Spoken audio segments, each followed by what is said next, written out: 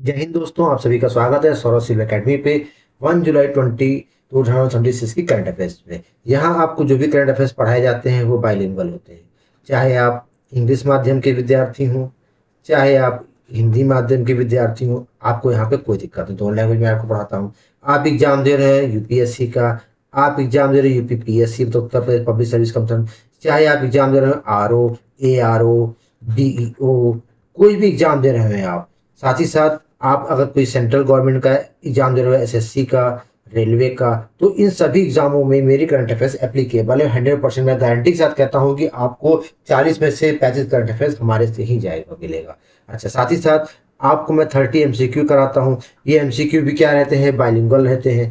साथ ही साथ इसमें मैं आपको असर्शन रीजन क्वेश्चन कराता हूँ, स्टेटमेंट क्वेश्चन कराता हूँ, और साथ ही साथ मैं आपको जो है वन लाइनर क्वेश्चन भी कराता हूँ।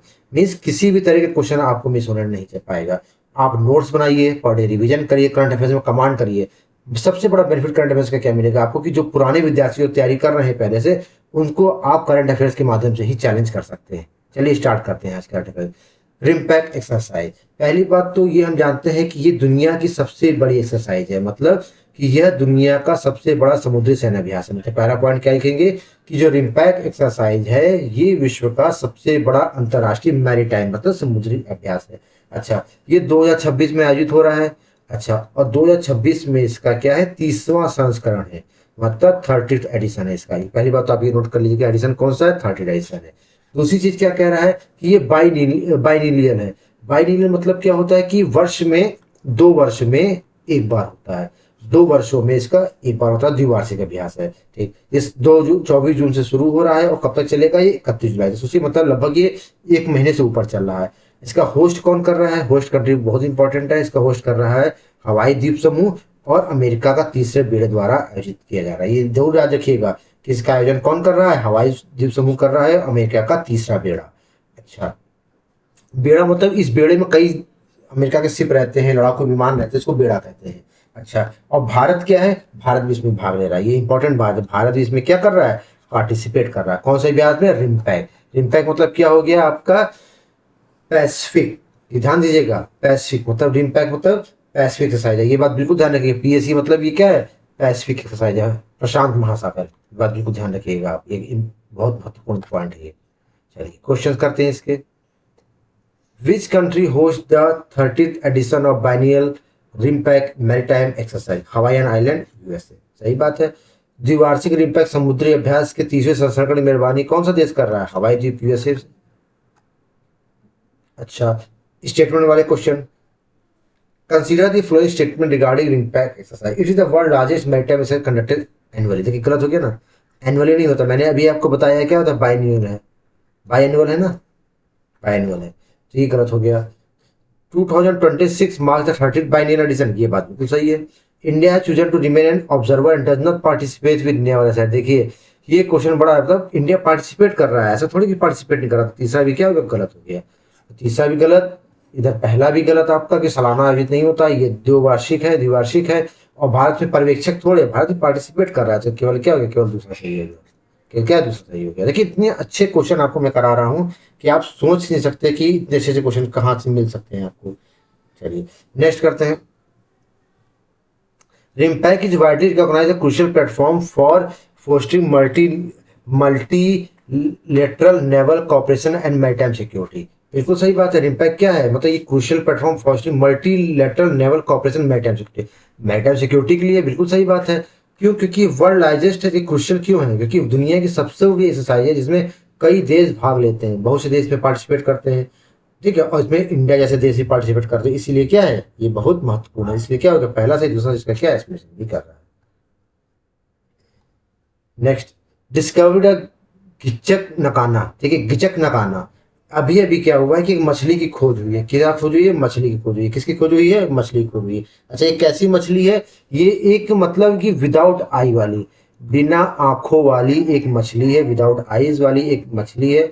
इस मछली का नाम है गिचक नकाना। काना तो समझते हैं, काना तो इसको नहीं दिख रहा, सो काना कहते हैं। गिचक नकाना नाम की ये मछली है। और ये जो मछली है ये कहाँ पर खोजी गई है, ये खोजी गई है असम में। कहाँ पर खोजी गई है, असम में इस मछली की खोज हुई है। अच्छा, ये अंधेरे भूमिगत वातावरण के अनुकूल है। मतलब ये बिल्कुल इसमें से क्या है कि एक कुआं है, कुएं के अंदर है कि मीठे पानी का जो स्रोत होता है उसमें भूमिगत रूप से पाई गई है। कौन सी मछली? घिचक नकाना। असम के एक डिस्ट्रिक्ट है जिसका नाम है, क्या नाम है इसके नीचे, एक है भागलपुरा डिस्ट्रिक्ट, गोलापारा डिस्ट्रिक्ट, हाँ गोलापारा डिस्ट्रिक्ट है असम का। उसी गोलापारा डिस्ट्रिक्ट के कुएं में मीठे पानी के अंदर ये गहरे में पाई गई है। कौन सी मछली? घिचक नकाना, घिचक नकाना। और ये पूरी तरह से मतलब ये आंख रहित है, इसको मतलब दिखता नहीं, आंख ही नहीं दिखेगा क्या, है ना। और ये असम के गोलापारा जिले के गहरे पानी में पाई गई है। और ये कोटिबडा, कोबिटिडा, कोबिटिडा परिवार से, मतलब जो इसकी फैमिली है तो कौन सी? कोटिबिडा फैमिली। कौन सी फैमिली है? कोटिबिडा फैमिली। ये भी याद रखिएगा, ये महत्वपूर्ण, कभी कभी पूछ लेता है कि कौन से मतलब स्पीसीज के फैमिली से है, तो कौन सी फैमिली से? कोटिबिडा फैमिली। कौन सी फैमिली से? कोटिबिडा फैमिली से। नेक्स्ट करते हैं। The newly discovered eyeless subterranean fish Ghichak Nakana was found in which industry? क्या कह रहा है कि अभी अभी जो एक मछली खोजी गई है घिचक नकाना, किस इंडस्ट्री, जो क्या है सबटेरियन, मतलब क्या है? सबमर्ज है। कहाँ खोजी गई है ये खोजी गई है असम में। कहाँ पर खोजी गई है? असम में, गोपालपारा डिस्ट्रिक्ट में। याद होगा आपको, मैंने बताया गोपालपारा में। अच्छा, गोपालपारा डिस्ट्रिक्ट ना। अच्छा, consider the flowing statement regarding the new species Ghichak Nakana. It is surface water marine fish species with specialised binocular vision.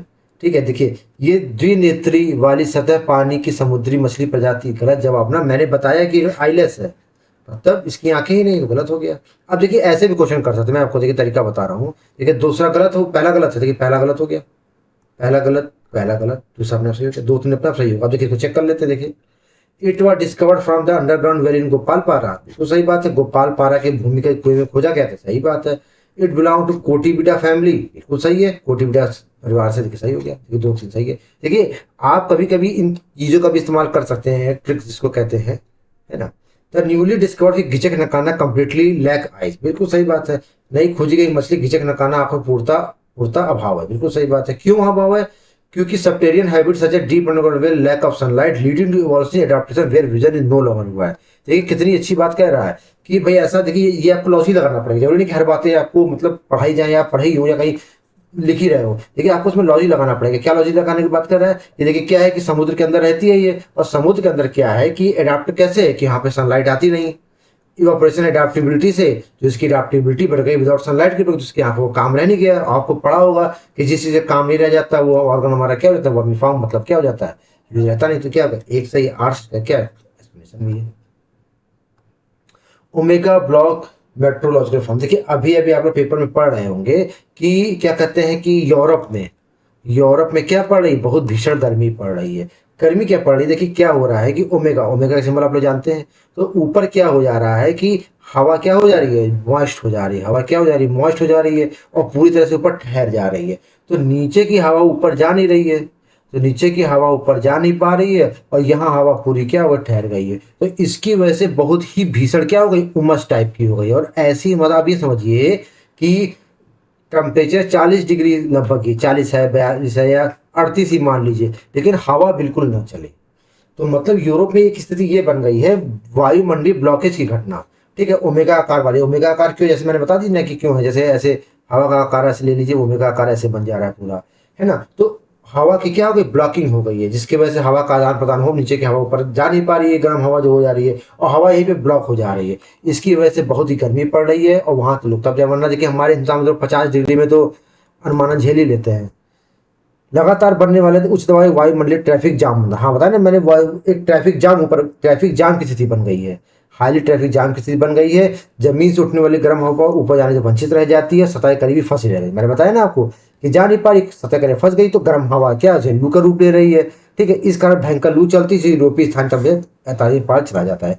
Temperature क्या है? लगभग 48 डिग्री तक चला जा रहा है, लेकिन 42 डिग्री में भी क्या है? बहुत ही खराब स्थिति बन गई है ना। और ये जहां तक है पूरे फ्रांस को तो इसने अपने गिरफ्त में ही ले लिया। आप पढ़े होंगे पेपर में कि लगभग 1000 व्यक्तियों की फ्रांस में क्या हो गई? मृत्यु हो गई है। क्या हो गई? मृत्यु हो गई है फ्रांस में। The atmospheric phenomena known as omega block which recently cause temperature to cross 48 degree Celsius severely impacted European nation.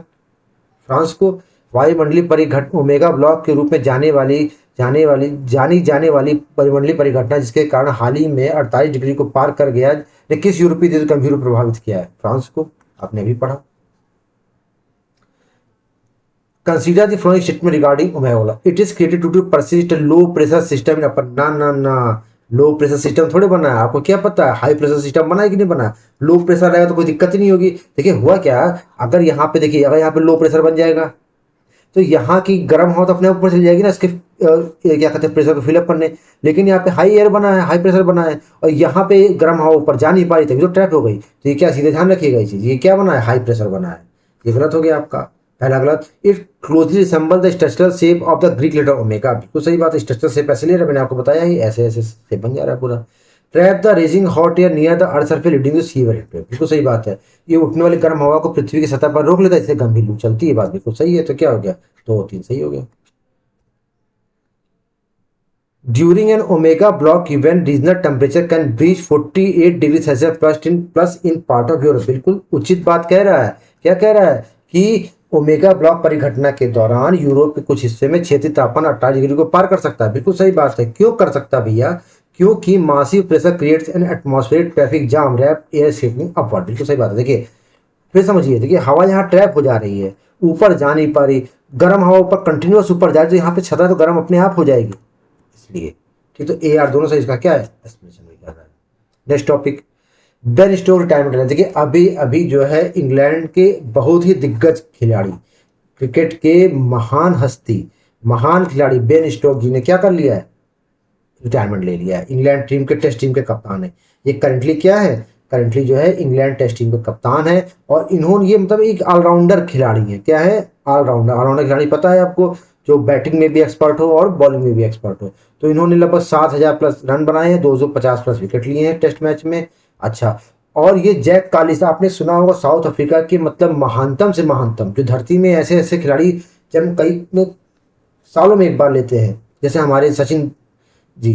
ठीक है, तो ये साउथ अफ्रीका के जैक कालिस जो है, ये पहले खिलाड़ी हैं ऐसे जो ऑलराउंडर थे, क्या कहते हैं। और दूसरी चीज क्या है कि ये सेकंड ऑलराउंडर बन गए हैं। कौन बन गए, बेन स्टोक्स जी, जिन्होंने अभी अभी क्या कर लिया, रिटायरमेंट ले लिया है। Who was the first all-rounder in the world history to score 7,000 run and take 250 plus wicket, Jack Kallis ji, South Africa. Kapil Dev ji का स्टेटमेंट था कि वेस्ट इंडीज की टीम को जब हम लोग कभी खेलने जाते हैं तो हम लोग को मतलब डर डर में बैठ जाते, इतनी अच्छी अच्छी टीमें थी उस समय की। ठीक है, टेस्ट मैचों में 7,000 प्लस रन बनाने वाले, 250 विकेट लेने वाले विश्व क्रिकेट के पहले ऑलराउंडर कौन थे, Jack Kallis ji. Consider the flowing statement regarding this English cricketer Ben Stokes. He is the current captain of the English cricket team. बिल्कुल सही बात है, ये इंग्लिश क्रिकेट टीम के क्या है, वर्तमान में कप्तान है। बिल्कुल सही बात है। He is the first player, गलत जवाब। तुरंत देखिए, चीजों को इतना ध्यान से पढ़िए वरना करंट अफेयर्स आप गलत करके आ जाएंगे, और करंट गलत अफेयर्स करना मतलब एग्जाम से बाहर हो जाना। तो 7,000 रन पहले प्लेयर तो है नहीं, तो दूसरा गलत। He is the only cricketer globally to hold this record. ना ना ना, देखिए दूसरा गलत हो गया, तो दूसरा गलत कर दीजिए, है ना। तो क्या हो गया, he the first player from England. अच्छा हाँ, ये बात सही है, देखिए ये बात सही, देखिए मैं भी पढ़ने में कंफ्यूज हो गया ना, लिखा नहीं he the first player from England, word कह रहा तो गलत हो, दूसरा सही हो गया। ये तो ओनली क्रिकेटर ग्लोबली, गलत। तभी मैं जब तीसरा पढ़ा तो मेरे को लगा कि ओनली क्रिकेटर ग्लोबली, वो 2-3 दोनों गलत हो जाएगा, तब कैसे काम बनेगा। तो इंग्लैंड के तो पहले है ना, तो इसलिए क्या होगा, 1 और 2 सही हो गया आपका, तीसरा गलत हो जाएगा आपका। Ben Stokes is statistically categorized among the greatest all-rounder in the modern cricket test history। बिल्कुल सही बात है। क्या कह रहा है कि बेन स्टोक को मतलब modern cricket allrounder cricket history में महानतम माना जाता है। सही बात है, he is the only allrounder. ना ना ना, ओनली शब्द सबसे खतरनाक है, ये ध्यान दीजिए दोस्तों, कि विश्व में सबसे खतरनाक शब्द कंपटीशन वाले बच्चों के लिए ओनली है। फिर काट दीजिए, तो गलत हो गया ना, तो आप क्या ए सही गलत, ओनली तो नहीं, जैक कालिस जी है ना। India first offshore airport. देखिए अभी अभी क्या है कि मुंबई में पहला ऑफशोर एयरपोर्ट बन रहा है। पहले जानते हैं ऑफशोर एयरपोर्ट होता है क्या है। मान लीजिए कि ये एक क्षेत्र है, ठीक, और ये क्या है, समुद्र का एरिया है। समुद्र का एरिया हो गया आपका, ओशन हो गया। पहले क्या था, जो हवाई अड्डे वगैरह बनते थे, यहाँ बनते थे हवाई अड्डे, यहाँ हवाई अड्डे बनते थे। लेकिन अब क्या है कि अभी अभी क्या है कि महाराष्ट्र सरकार ने एक पहल की है कि हवाई अड्डा कहाँ बनाया जाएगा, यहाँ बनाया जाएगा। हवाई अड्डा कहाँ बनाया जाएगा, यहाँ पर बनाया जाएगा। अच्छा, क्यों ऐसा करा है, देखिए भैया शहरों में क्या है कि पहली बात तो मुंबई जैसा शहर, मुंबई जैसे शहर में भैया, महाराष्ट्र जैसे स्टेट में जमीनें ही तो नहीं है, तो भैया एयरपोर्ट की जमीन लेना तो बड़ा मुश्किल है। तो इसलिए उन्होंने क्या किया है कि पानी में, ओशन के अंदर क्या है की निश्चय किया है कि एक एयरपोर्ट बनाया जाएगा। तो an offshore airport refers to entire airport runway construct हुआ सी ओशन। मैंने बात बताई कहाँ पर बनाया जाएगा, ये पालघर डिस्ट्रिक्ट महाराष्ट्र में, महाराष्ट्र में पालघर डिस्ट्रिक्ट वहाँ बनाया जाएगा। अच्छा, ये मुख्य उद्देश्य क्या है कि लैंड क्राइसिस एबिलिटी को पार नहीं दिया। मैंने बताया कि लैंड क्या कहते हैं जो क्राइसिस है उसको करना है। अच्छा, engineer to manage high passenger capacity once computer, मतलब ये क्या कर रहा है कि अच्छी खासी कैपेसिटी से निपटने के लिए बनाया गया है, मतलब लगभग ये लाखों कैपेसिटी को ये क्या करेगा, बियर कर लेगा, हिसाब से ये बनाया जाएगा। ठीक है, समुद्र के अंदर बनेगा तभी तो ऑफशोर है, भारत का क्या है, पहला है, मोस्ट इंपॉर्टेंट है इसीलिए। India first offshore airport constructed inside the ocean to circumvent land sector city situated in which district of Maharashtra, Palghar. भूमि की कमी से बचने के लिए समुद्र के भीतर निर्मित होने वाला भारत का पहला अप्रति हवाई अड्डा महाराष्ट्र के जिले में है, पालघर में। Consider the flowing statement regarding the Indian first offshore airport, it is built between completely over the water bodies in Maharashtra, बिल्कुल सही बात है, समुद्र पे बनाया जाएगा, बिल्कुल उचित बात है भैया। The designated location for this infrastructure project Palghar, Palghar में बनाया जाएगा, ये बात सही, बुनियादी ढांचा कहाँ है, पालघर में, और महाराष्ट्र के जल निकाय के ऊपर किया जाएगा। अच्छा, the project of primary delayed due to easy and cheap availability of massive land, नहीं नहीं नहीं नहीं, देखिए क्या ये प्रोजेक्ट मुख्य रूप से स्थानों पर विशाल भूखंडों के आसान से सस्ती उपलब्धता कारण शुरू की, नहीं, उपलब्धता नहीं है तभी तो शुरू किया गया है, तो गलत हो गया ना सीधे सीधे। Planners have to greenlit India first offshore airport Delhi over water at Palghar, बिल्कुल सही बात है। क्या कह रहा है, योजनाकारों ने पालघर में पूरी तरह से पानी के ऊपर भारत के पहले अपतटीय हवाई अड्डे को हरी झंडी दी, बिल्कुल उचित बात है। कह रहा है Maharashtra coastal mega cities face an extreme crisis of mainland heavy land availability for heavy infrastructure expansion, बिल्कुल सही बात है, क्योंकि सेक्टर सिटी का सामना कर रहे हैं भाई, बुनियादी ढांचे बनाने के लिए जमीन है नहीं, उसका सामना कर रहे हैं क्राइसिस का, इसी वजह से तो पानी में बनाया जा रहा है। सही है, ए आर दोनों से इसका एक्सप्लेनेशन दिए। एनसी सोजन, देखिए अभी अभी क्या है कि एक है एनसी सोजन, एक क्या है, एक खिलाड़ी है, कहाँ के खिलाड़ी है, केरलम की, ध्यान रखिएगा, ये कहाँ के खिलाड़ी है, केरलम की, केरलम राज्य की एक खिलाड़ी है जिनका नाम है एनसी सोजन।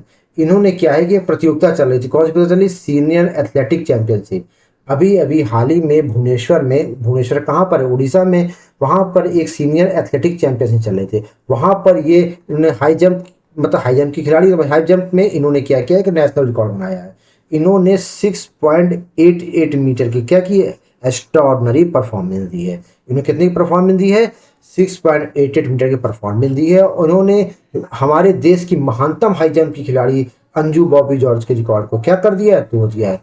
अंजू बॉबी जॉर्ज रिकॉर्ड का हमारा एथेंस ओलंपिक में इन्होंने रिकॉर्ड बनाया था, ये हमारे देश का नेशनल रिकॉर्ड था, तो इस नेशनल रिकॉर्ड को हमारे देश की महान खिलाड़ी एनसी सोजन जी ने क्या कर दिया है, ब्रेक कर दिया है। इन्होंने 6.88 मीटर की ऊंची कूद की है, और अंजू बॉबी जॉर्ज जी के पास रिकॉर्ड 6.83 का था, और ये न्यू नेशनल रिकॉर्ड होल्डर बन गई, कौन हो गई, एनसी सोजन जी, ठीक है ना, ये कौन हो गई, एनसी सोजन जी जो है एक नया नेशनल रिकॉर्ड होल्ड किया इन्होंने।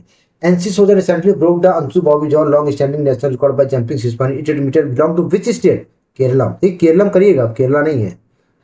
एनसी सोजन ने हाल ही में 6.88 मीटर की लंबी कूद अंजू बॉबी जॉर्ज के लंबे समय से चले आ रहे राष्ट्रीय रिकॉर्ड को तोड़ दिया, वे किस राज्य से है, केरल में। NC consider the following statement regarding long jumper NC Sojan. She broke the Indian women's national jump record at Bhubaneswar, उचित बात है, भुवनेश्वर में जो उन्होंने रिकॉर्ड तोड़ा है, बिल्कुल सही बात है।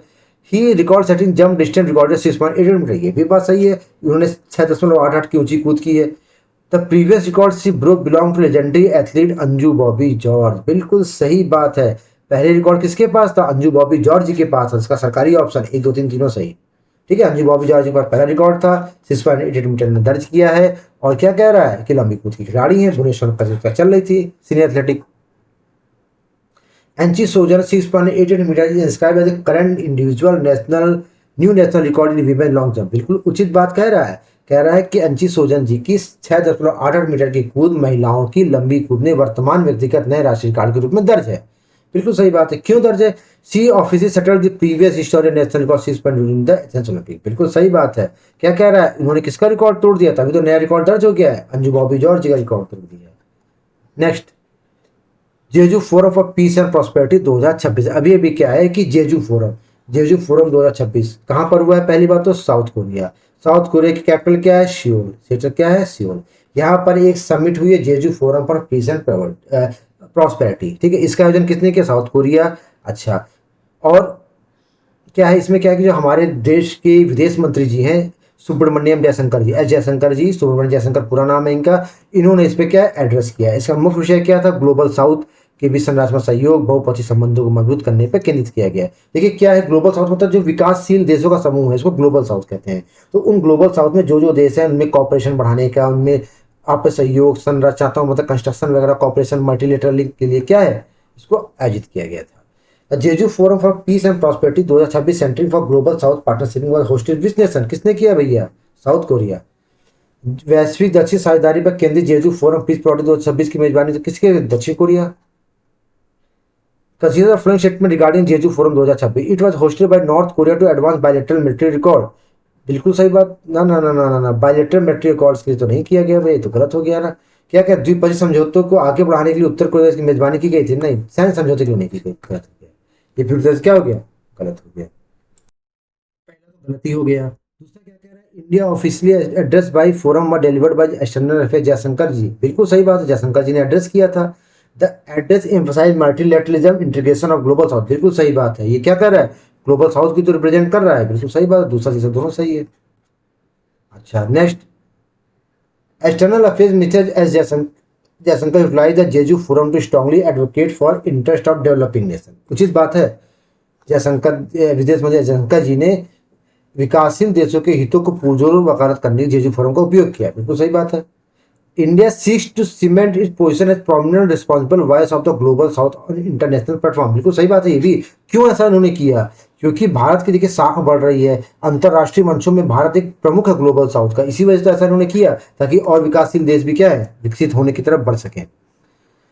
ICGS, इंडियन कोस्ट गार्ड से, ठीक है। अभी अभी क्या है कि एक FPV मतलब fast patrol vessel, fast patrol vessel को क्या किया गया है कि ICGS गोवा में क्या कर लिया है, कमीशन कर लिया गया है पहली बार। ये क्या है कि फास्ट पेट्रोल वेसल है, क्या है, fast highly mobile fast patrol vessel है। इसको कहाँ पे कमीशन कर लिया गया, इंडियन कोस्ट गार्ड सर्विस में क्या कहते हैं, कमीशन कर लिया गया। अच्छा, और क्या कह रहा है, ये किस लिए किया गया है, क्योंकि देखिए हाई स्पीड तटीय निगरानी मतलब सर्विलांस के लिए, एंटी स्मगलिंग को रोकने के, एंटी स्मगलिंग के लिए मतलब स्मगलिंग रोकना मतलब एंटी स्मगलिंग के लिए, सर्च करने के लिए, रेस्क्यू ऑपरेशन, इन सब के लिए क्या किया गया है। इसका निर्माण मतलब ये किस सीरीज का, देखिए ICGS अदम में, एक अदम में आया था ना, तो उसी अदम में सीरीज का ही ये है, ये ध्यान रखिएगा, ये भी महत्वपूर्ण है कि वंशावली कौन है, ICGS अदम में। The newly commissioned FPV fast patrol vessel named ICGS Akshay with specific vessel series, किस विशेष सीरीज का, अदम्य सीरीज का है। ICGS अक्षय नाम का फास्ट पेट्रोल वेसल किस विशेष पोत श्रृंखला का हिस्सा है, अदम्य श्रृंखला का। नेक्स्ट क्वेश्चन क्या कह रहा है, consider the following statement regarding coastal vessel ICGS, it is fast patrol vessel formally inducted into service eight Goa, उचित बात है, ये गोवा में शामिल किया गया, ये उचित बात है। Belong to specialised ICGS Adam class series, ये भी सही बात है कि अदम क्लास से बिलोंग करता है, अदम श्रृंखला से। दूसरा कह रहा है कोल ह्यूमैनिटेरियन सर्च एंड रेस्क्यू, देखिए ह्यूमैनिटेरियन रेस्क्यू नहीं है, स्मगलिंग रोकना इन सब के उद्देश्य से, तो ये गलत हो गया, मानव खोज बचाव नहीं है बेटा, गलत है, ठीक है ना, ये क्या है, ऐसा ही हो गया आपका। ICGS Akshay has been design and deployed primary as fast patrol vessel, बिल्कुल सही बात है, ICGS अक्षय को क्या है, एक फास्ट वेसल के रूप में डिजाइन और तैनात किया गया है, एकदम उचित है। The ICGS require high quick reaction vessel to manage high speed tracking for coastal surveillance and immediate rescue, बिल्कुल सही बात, क्योंकि इसको भाई देखिए इसको डिजाइन तैनात क्यों किया गया, क्योंकि तटीय निगरानी, तत्काल बचाव, हाई स्पीड ट्रैकिंग, तो क्या होगा AR दोनों से इसका समेशन भी हो गया। अभी अभी इंटरनेशनल एस्ट्रॉयड डे मनाया गया है, कब मनाया गया है, इंटरनेशनल एस्ट्रॉयड डे कब मनाया गया है, 30 जून को, कब मनाया गया, 30 जून को। पहला सवाल क्यों मनाया जाता है भैया, क्योंकि 1908 में 30 जून 1908 को टुंगुस्का, कहाँ पर टुंगुस्का, कहाँ पर, रूस में है, कहाँ पर, रशिया में, रशिया के टुंगुस्का में जो है कि 2 एस्ट्रॉयड टकराए थे, तो उनके टकराने से क्या हुआ था कि 2000 वर्ग जो है क्या हो गया था, भूमिवन नष्ट हो गया था, इसी वजह से 30 जून की तारीख को ये मनाया जाता है। अच्छा, अगर आप पूछा जाए, देखिए मरकरी, वेनस, अर्थ, मार्स, इसके एस्ट्रॉयड बेल्ट, फिर जुपिटर, सैटर्न होते हैं ना, तो इसी की बेल्ट में एस्ट्रॉयड बेल्ट आती है, मार्स और जुपिटर के बीच में एस्ट्रॉयड बेल्ट आती है, तो इसी में क्या है, इसको क्षुद्र ग्रह भी कहते हैं एस्ट्रॉयड्स को, ठीक है ना, तो एस्ट्रॉयड बेल्ट के क्या है, इनके बीच में आती है। और 30 जून को 1908 में 2 एस्ट्रॉयड टकराए थे टुंगुस्का रशिया में, 2000 उसका नष्ट हो गया, 2000 स्क्वायर फीट जंगल इसीलिए बनाया जाता है, ताकि जो उसके खतरे हो गए, जागरूकता हो गई, इन सब को बढ़ाने पर ये क्या है, केंद्रित है। संयुक्त राष्ट्र द्वारा से 2016 में औपचारिक रूप से स्थापित किया गया था। ये भी ध्यान रखिए 2016 में इसको क्या अपनाया गया था। Asteroid day observe globally on 30 June to mark the anniversary of historic cosmic explosion occurred 1908 H which city, tunguska रस किया। 1908 में किस स्थान पर हुए ऐतिहासिक ब्रह्मांडीय विस्फोट की वर्षगांठ चिन्हित करने के लिए 30 जून को विश्व स्तर पर अंतर्राष्ट्रीय क्षुद्रग्रह दिवस मनाया जाता है, tunguska Russia. Consider the following statement regarding asteroid and asteroid day. The primary asteroid belt of our solar system is nested between Earth and Mars. देखिए गलत जवाब, अर्थ एंड मार्स में तो है नहीं, हमने अभी आपको बताया कब है, मार्स और जुपिटर। तो international asteroid day was officially declared on the annual observation bye UN 2016, ये बात सही है, ये गलत है लेकिन 2016 में इसको आधिकारिक रूप से स्वीकार किया गया, सही है। The day was the largest recorded impact on the earth in modern history, इसलिए तो मनाया जाता है कि भैया प्रभाव घाटा दर्ज हुआ था tunguska रस्किया में 1908 30 जून को दो क्या कहते हैं एस्ट्रॉयड टकरा गए थे, तो क्या हुआ, तुम तो सही हो गया। June 30 stand as the international designated calendar day for global asteroid day, उचित बात है। 30 जून को वैश्विक क्षुद्र दिवस जागरूकता के लिए अंतर्राष्ट्रीय स्तर पर कैलेंडर निर्देशित कैलेंडर तिथि है, उचित बात है। क्यों है ऐसा भैया, द प्लेनेट जुपिटर मासिव ना ना ना ना, ये गलत हो गया ना, Jupiter massive gravitational pull causes frequent asteroid deviation, ना ना ना ये तो होता ही नहीं, गलत हो गया ना। बृहस्पति ग्रह का विशाल गुरुत्वाकर्षण खिंचाव बार बार क्षुद्र ग्रह विचरण कारण होता है, बात बिल्कुल गलत है। तो ये सही आर क्या गलत हो गई। आज की last topic world hydro power outlook 2026 report. अभी अभी क्या है कि world hydro power outlook report release हुई है। पहली बात तो इसको रिलीज कौन करता है, international hydro power association, international hydro power use करता है, मतलब हाइड्रो पावर में कौन ज्यादा काम कर रहा है, बस इस चीज की रिपोर्ट है ये। अच्छा, इसमें क्या है कि चाइना फर्स्ट रैंक, चाइना सब में फर्स्ट आता है क्योंकि देखिए वहां पे विकास बहुत ज्यादा ध्यान देती है सरकार। Single हैंडली holding 40% of total world install करने, मतलब जितनी वर्ल्ड में हाइड्रो पावर कैपेसिटी है उसमें 40% कैपेसिटी कौन होल्ड करता है, चाइना होल्ड करता है। भारत कौन सा स्थान है, 5वीं रैंक है भारत की। आज कौन सी रैंक है, 5th रैंक है, ये भी ध्यान रखिए भारत कौन सी रैंक है, 5th रैंक है। और भारत की कैपेसिटी कितनी है भारत की, 53.33 गीगावाट, ये भी ध्यान रखिएगा। भारत की रैंकिंग कितनी है, 5.53 गीगावाट भारत की कैपेसिटी है। रैंक भारत की 5वीं है और भारत ने रसिया को रिप्लेस करके क्या ये स्थान हासिल किया है। और डाटा कब का है, डेटा कब का है, ये डेटा जो है 2025 का डेटा है, तब ये जो रिपोर्ट है 2025 के आंकड़ों के आधार पर बनी हुई है। Which country stand globally by controlling 40% of the installed global power capacity according 2026 outlook report, China. 2026 outlook के अनुसार कुल स्थापित वैश्विक जल विद्युत क्षमता 40% नियंत्रित करने में कौन सा देश पहला स्थान है, चीन का। Consider following statement based on the hydro power outlook 2026. The report is published under the aegis of International Hydro Power Association. बिल्कुल सही बात है, अंतरराष्ट्रीय इंटरनेशनल हाइड्रो पावर एसोसिएशन क्या करता है, इसको जारी करता है, सही बात है। India rank globally with the aggregate of in charge capacity 53.33, बिल्कुल सही बात, 53.33 गीगावाट भारत क्या करता है, इसमें किया है और भारत 5वें स्थान पे, ये भी एकदम सही बात है। ठीक, तो भारत की क्या है क्षमता बढ़ गई है, तो भारत 5वें रैंक पे आ गया। तो दूसरा भी इसका क्या हो गया, आपका सही हो गया। India second search allowed to replace Russia in top 5 global standing, ये भी बात सही है। भारत ने रशिया को तो रिप्लेस किया टॉप 5 से और भारत की रैंकिंग क्या आ गई, 5वीं आ गई। तो ये भी ध्यान रखिएगा, भारत ने रशिया को क्या कर दिया, रिप्लेस कर दिया और भारत का स्थान कौन सा आ गया है, 5वां आ गया। तीनों इसका सही हो गया, सरकारी answer. India successfully accelerated in position to 5th spot in global standing the hydro power standing, की बात एकदम उचित है कि भारत ने क्या है कि 5वीं पोजीशन अचीव कर ली है इंस्टॉल्ड हाइड्रो पावर में दुनिया में। अच्छा, क्यों ऐसा हुआ है भैया, क्योंकि भारत ने 53.33 अचीव किया है जो रसिया को 5वें स्थान से रिप्लेस करता है, इसलिए भारत में 5वां स्थान आ गया है। तो दोनों सही हो गया, एक और दोनों से इसकी व्याख्या भी कर रहा है। इस तरह से हमने आज करंट अफेयर्स कंप्लीट की। डेली करंट अफेयर्स मैं आपके लिए बनाता हूँ, अपलोड करता हूँ, आप इनको मन से पढ़िए, नोट्स बनाइए, शायद ही आपको करंट अफेयर्स से बाहर मिले। मिलते हैं कल करंट अफेयर्स में। अगर कल कुछ डिले होगा तो मैं आपको पोस्ट कर दूँ, कल करंट अफेयर्स हो सकता है कि ना मिल पाए आपको, परसों मिले, जैसा भी इन्फॉर्मेशन होगी आपको बता दी जाएगी। मिलते हैं कल के लेक्चर में, तब तक के लिए जय हिंद जय भारत।